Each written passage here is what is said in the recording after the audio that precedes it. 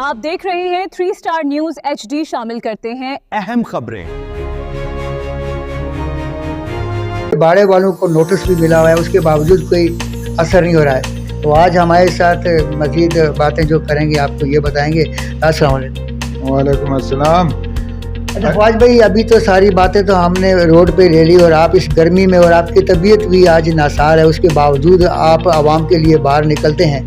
میر مرتضیٰ صاحب, انہوں نے جو کل کھلی کچہری میں ایک لفظ کچھ جماعت اسلامی کو کہا اور ٹارگٹ کیا, اس کے بارے میں آپ کیا کہنا چاہتے ہیں؟ دیکھیں ایاز بھائی, میں تو یہ نہیں کہوں گا جو انہوں نے دہرایا وہ تربیت کا اثر ہوتا ہے جو بھی ہے, لیکن میں جہاں تک سمجھتا ہوں کہ جماعت کا نام آتے ہی نا تو یہ تھوڑا سا بندہ جو ہے نا وہ نفسیاتی سا ہو جاتا ہے نا, پھر اس کو سمجھ نہیں آ رہی میں کیا بول رہا ہوں, یہ کام اچھا ہے برا ہے.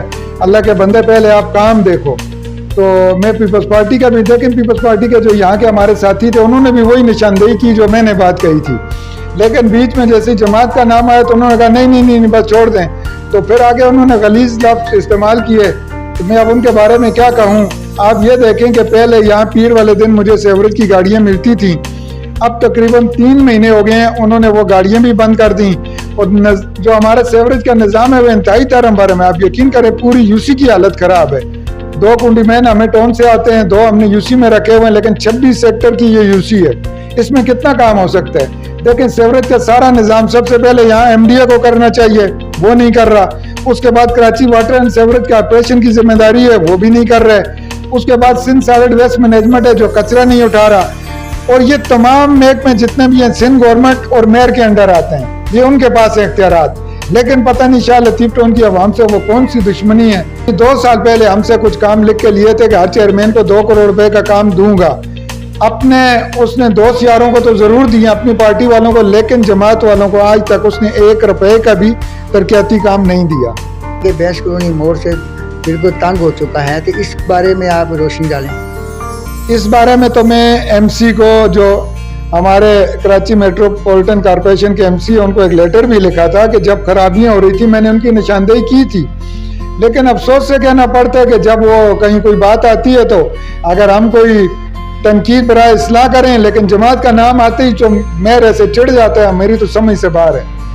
لاسٹ اب کیا پیغام دینا چاہتے ہیں؟ دیکھیں میں تو خاص طور پر مرتضیٰ وہاب صاحب سے میری یہ درخواست ہے کہ دیکھیں یہ ایک بڑا پروجیکٹ ہے, یہاں کی عوام کے لیے یہ اچھا ہے کہ یہاں پل بن گیا, لیکن اس کے ساتھ جتنے کام ہو رہے ہیں دیکھیں سیوریج کا جو نظام ہے وہ ٹھیک نہیں ہے. یہاں سامنے جو ڈیری فارمر ہیں ان کا تمام کچرا اور پانی روڈ پہ آ جاتا ہے. تو اگر اسی طرح سے چلا تو وہ اگر نہ بنا, وہ نالے نہ بنے, یہاں 16 کا پانی کی لینڈ ٹوٹی ہوئی, اگر وہ ٹھیک نہیں ہوئی تو میرے حساب سے تو اس روڈ نے 2 مہینے بھی نہیں چلنا ہے. تو نقصان کس کا ہے؟ نکاسی کا کوئی راستہ نہیں ہے. باڑے والے جو پانی, گندا پانی, غلیظ پانی, گوبر, تو اس کے بارے میں آپ کیا میسج دینا چاہتے ہیں؟ نہیں, نالے والوں کو تو ہم یہ جتنے بھی باڑے والے ہیں, ڈیری فارم, یہ بارہا ہم نے ان سے درخواست کی ہے, لیکن یہ لوگ تو بالکل بھی اس طرف توجہ نہیں دیتے. اور یہ روڈ اکثر یعنی اس گند کی وجہ سے بند رہتی ہے. اب چونکہ روڈ بھی بن جائے گا, پل بھی بن جائے گا, اور دوبارہ سے اگر وہی حالت رہی تو اس روڈ کا فائدہ ہی نہیں.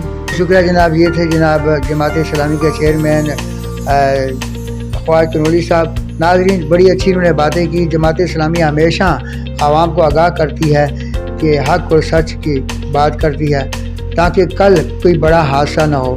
جس طریقے سے یہ کام ہو رہا ہے روڈوں کا, اور جو روڈ 38 فٹ چوڑائی ہے ایک طرف کی, اور وہ روڈ بالکل کم ہو چکا ہے, تو لہذا پاکستان پیپلز پارٹی کو چاہیے کہ عوام کو جو حق ہے, جو ٹینڈر پاس ہوا ہے, اس کے مطابق کام کیا جائے. اسی کے ساتھ میں اجازت چاہتا ہوں. آپ کا میزبان محمد ایاز خان.